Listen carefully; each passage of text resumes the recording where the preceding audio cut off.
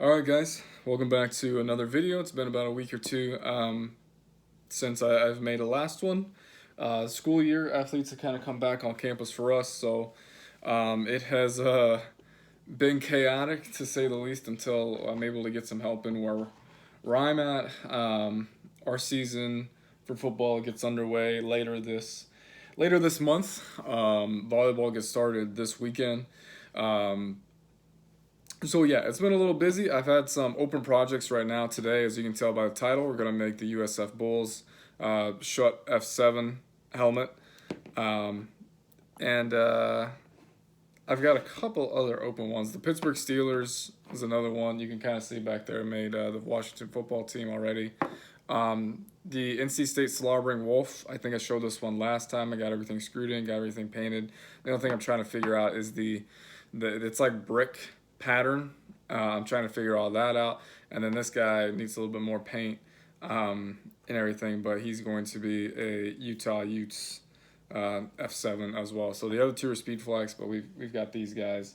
Um, I've already got the Utes ready to go. I've also got an Arizona Wildcats Speed Flex ready to roll, and then at Dayton, they came out with new helmets. I got their Speed Flex as well. You can kind of see here in the top left, top right, I guess, that actually, does that even fit on there? I can make it fit on there. Notre Dame came out with their like Chicago, was it Shamrock series, I think is what it's called for the year. So this was all printed on clear decal paper. You can tell by inkjet clear on the edge. So that means all of these will go on white, or if the decal is our see-through, much like Notre Dame's warning decal, their NCAA FBS decal is as well.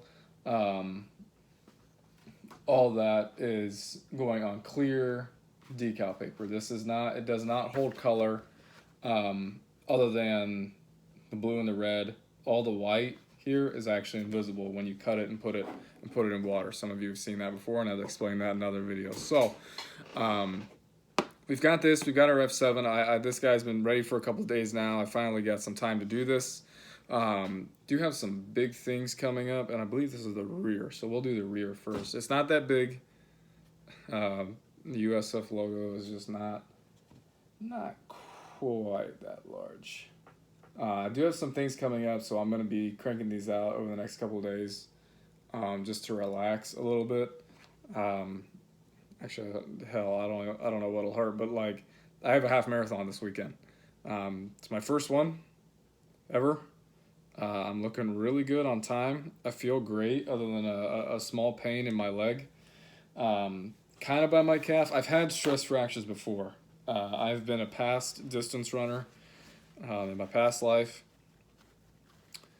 but this does not feel like a stress fracture. It literally feels like I strained something. So I took the day off yesterday. I really, really treated myself yesterday to rest and to stretching and to ice and to recovery and everything. And I went out today, and if I felt it, it was for like just a few steps. That was all. So I'm pretty happy, pretty stoked for this weekend. But just still need some things to calm myself down every night when I start thinking about it. So we're going to do this. I have a reference pick off to my right on my laptop, and what I should not have done for these guys was screw these in, though my finger does fit perfectly in there. I don't recommend doing this. I sometimes use my X-Acto knife to pull and push and slide into place, especially when things are still wet. You can really manipulate it, but once they start getting pretty dry, obviously you don't want to use your X-Acto knife to do that. I also want to take this time just to talk about conference realignment in general. I know I'm wearing a Texas home field pullover, and I'm working on a team from the AAC, which could or could not be. I mean, I don't think personally that any more move is going to be coming anytime this year, but it could be rated at some point, or they could be the ones doing the rating.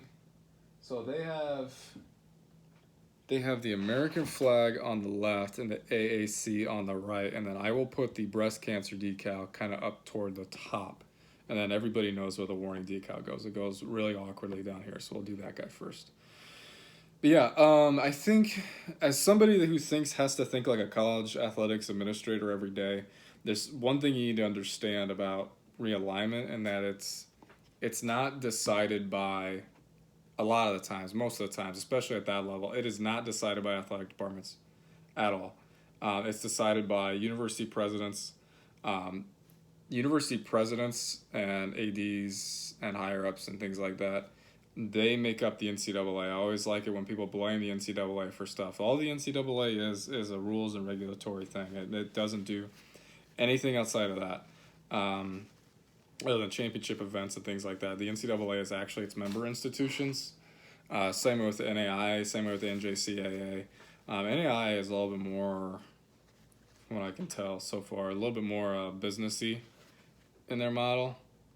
So it's not like completely different, but there is some minor things about it that you need to keep in mind. But yeah, like I said, I love it when the Texas and Oklahoma thing came out. People were always blaming, at the Longhorns for doing this, when it was definitely a university decision. This thing didn't come overnight. I mean, they've had to have been thinking about this for years. Conference changes don't just happen overnight as well. Neither do reclassification changes. Everybody just says like, well, the Sun Belt can bring up somebody from FCS, and FCS can bring up somebody from Division II. Like, that's a lot of money. First of all, you have to pay the application fee, and then I think it's something, if you're going to the FCS level, it costs like $9 million on average to make that transition. So it's not like somebody can just snap of a finger, make it, and go. There are actually, especially with reclassifying, you have to have like a certain number of sports, which, excuse me, the way athletics are treated, especially the NAI, is athletics are, yes, they're money making, but at a smaller level, to where you might have an Indiana State or, I don't know, like a North Dakota State. They are a revenue generating, or a tuition revenue generating vehicle, basically. To where the only reason, and people might get excited, to where they might read something somewhere. That's how we're coming along here. If I can get to focus. Come on. You can do it. If I just black out. There we go. That's how we're looking right now. Nice front bumper. I forget what I was saying, but these decisions aren't just made out of fandom. And yes, football is king. Football does make a lot of decisions, even at the small level. Football's making a lot of decisions. For the most part, the geography, and I mean, you can tell with West Virginia and the Big 12, but geography and everything isn't really quite mattering at the moment. You guys need to remember back in like the early 2010s to when Nebraska left the Big 12. Big 12 added Colorado and Utah. I was right back there. We're gonna make later, but they added them for the media market for both Salt Lake and then Denver, and Big 10 added Maryland and Rutgers for New York and DC. Like, that's not a thing anymore because the game of cable has changed, and everybody's like, well, that was just a short time. That was just 10-ish years ago. It's like, yeah, it was 10 years ago.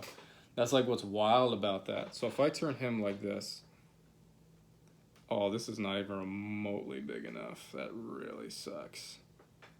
Oh, yeah, that's a tiny POS. Anyway, we'll continue to make this guy, but we'll have to make this adjustment. He needs to be way bigger. That worries me about all the other ones. That doesn't quite matter anymore as much as the quality of games. It's just like when you watch a fight on the UFC, you won't pay pay-per-view if it's a crappy fight.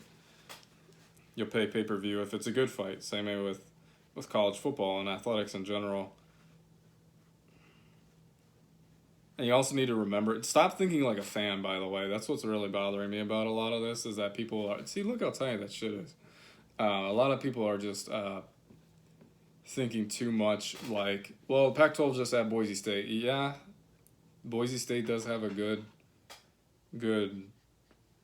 kind of track record, I guess, in the past 20 years or so. I'm not saying they don't. I'm not saying Boise State's not good. I'm not saying that they're not deserving of X, Y, or Z. All I'm saying is there's such a thing as institutional fit. Pac-12 presidents want bigger than Boise State. Boise State was, and this is just as an example, Boise State was like a junior college back in the 70s. Like, Boise State wasn't what they are now. Didn't really have a football program. Not so much of an academically minded institution. Another great example of this is of what institutional fit means, and you'll start to see these conversations kind of pop up a little bit, and there's even a rumor now to where Kansas to the Big Ten. That makes total sense.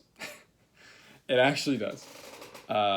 Kansas to the Big Ten is one that I would say would, myself being in this business for a while, would say absolutely makes the most sense of all their options. And people will point that out and be like, well, their football team isn't good at all. Yeah, but their basketball team is. Where's my clippers? We'll just clip some of these while I continue to talk. Yeah, but their basketball team is. And that bolsters the brand. And that goes back to the quality of a fight that I talked about earlier, was that people would pay to watch Kansas basketball face Michigan or Wisconsin or Ohio State or something like that. It's not on the same level as Notre Dame ad would be for anybody. Like, if the Big 12 literally wanted to say, hey, Notre Dame, you can come here, kind of give them a Mountain West deal like what they did with Boise State, to where they could be like, hey, we'll give you a little bit more of a cut than what you normally would, just because of who you are. And that's what Mountain West is doing to Boise now. But because of the academic and institutional profile of certain schools, you'll start to see them pop up. I wouldn't listen to anybody that would immediately be like, well, San Diego State and Boise State are good for the Pac-12 because they're already in the same area and they've been good historically the last couple of years. People have a very short memory,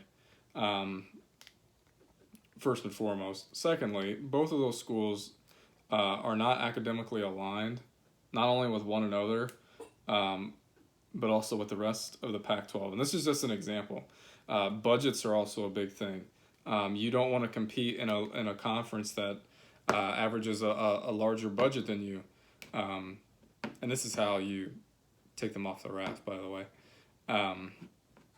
You need to compete with people who are similar, if not the exact same profile as you. So you can throw like any of those conversations out the window. So going back to the Big Ten, the reason why the Kansas makes a lot of sense to me, and you'll even see Oklahoma State's name pop up here recently, but they don't, or they do have the same budget, the same like-mindedness, and it doesn't hurt that they're in the same exact sort of geographical region. They also bring in, they also bolster a brand of athletics and basketball that would help the Big Ten. The same, and if you're kind of thinking to yourself, well, say I don't want to think like a fan anymore, what does make the most sense out of an option for a Big Ten or an ACC or a Big 12 or anything like that? For Big Ten, I would say North Carolina, Virginia, Georgia Tech are my three right now. Like, those fit perfectly. Would I say that they would do it? Absolutely not. I'm not trying to start any rumor or anything like that. This is just me talking off my butt just because I like talking about these things. But those three, I would say, would be a better fit for the Big Ten. Pac-12, like, You need Oklahoma State. Like, there's not really a prime candidate. People keep pointing to UCF and Houston, and I don't disagree with them. I just think it's a lot less likely. But there's not really another candidate that's ready to pop up and be like a Utah or a TCU, and then the last, round of realignment. Nobody's quite ready for that, and I think that will take a while. A lot of people also point to, well, these decisions are killing tradition, they're killing the fan base, yada, yada, yada. Yeah, the fans in the next 20, 30, 40, 50 years aren't going to care. Texas, Oklahoma, yeah, what are you losing? You're losing. Texas is losing a conference game against Iowa State. Not to demean any other game or anything like that, but fans are made when you're younger, and that's what they're working toward. Yes, they're trying to market to the loyal people, brand loyalty. And yes, this is how you do this, by the way. You just twist it right off after you've clipped it. And it pops right out. Look at that. But there are such things as fans of tomorrow. Kids, these fans of tomorrow turn into potential students of tomorrow. And that kind of crawls right back to the quality of the fight. So there's a lot I could unpack this in a book if I wanted to. This was the effect of athletics has on the university, and university enrollment, university applications is something that I studied a lot when I was in school. It was a personal project of mine that I would always seek out this specific topic. So yeah, that's just my rant. We'll do this last one. Like I said, we kind of made this USF today. Need to reprint the USF logo. Everything else looks perfect, especially the front bumper. So you can see, cozied right on in there. But this USF logo definitely does need to be a lot bigger. I think I went on purpose and made it smaller just because I think I saw a picture when they were hanging in the locker room to where it was pretty small to me. But I guess that was on a speed flex. So, but on Shut F7, that logo that you're seeing down here should be a lot bigger. So I'll reprint that another time and just kind of add that to my collection. NFL project update. We do have the Washington football team, as I said. Got everything good on that. They do not have anything on their rear bumper or front bumper. Team name for that is coming out in the next... I think they said early next year, early 2022. So yeah, I just want to take the time to talk about a few things. I always love talking about helmets. I appreciate you guys that have kind of direct messaged me and just asked me some questions. I love that people are getting into Pocket Pros a lot. I need to do some more Pocket Pro videos, actually. I do have a project I need to follow up with somebody about. So I've been getting big into 3D printed. My collection, obviously, I have Pocket Pros. I should probably do a video on all my rare ones. I'll probably do a video on that here soon, just to kind of break up the 3D print stuff. I know I've been hammering these things out, but with my collection being a lot of Pocket Pros, I need to start catching up on my 3D helmet things. So, and we're just taking a break from doing NFL stuff. I mean, we're about halfway. The Steelers here would be, let's see, 2, 4, 6, 8, 16, 17, 18. So we're 18. So we're pretty close. I've done a lot of the easy ones. Some of the harder ones now need to be done. So, yeah, we got a lot going on. Making some college teams. Having a lot of fun doing it. Excuse me. So, yeah, cool. Well, that's all we will do today. We made a USF Bulls Shut F7 helmet. Let me see if I can block the sun. Of course I can't. There you go. A little better. Little better. That's all you can ask for. This will also be a Hawaii Showed Off 7. I saw them in practice pics that they've been wearing a white with a green mask. I'll also be making videos, another helmet build video, probably on the Utes. I don't know if I'll do one on the Slobbering Wolf. That might be a couple day project. I'll definitely do one over my rare sets. And any other questions, any other tutorials, anything else that you guys might have, we will do that. And I will probably start cranking down on getting sets available for this holiday season, and do some videos on our options for this year, because they have obviously changed, because helmets change all the time. So there you go. Clean workspace. Always clean your workspace. All right. We'll talk to you guys later. See you then. Thanks for checking it out.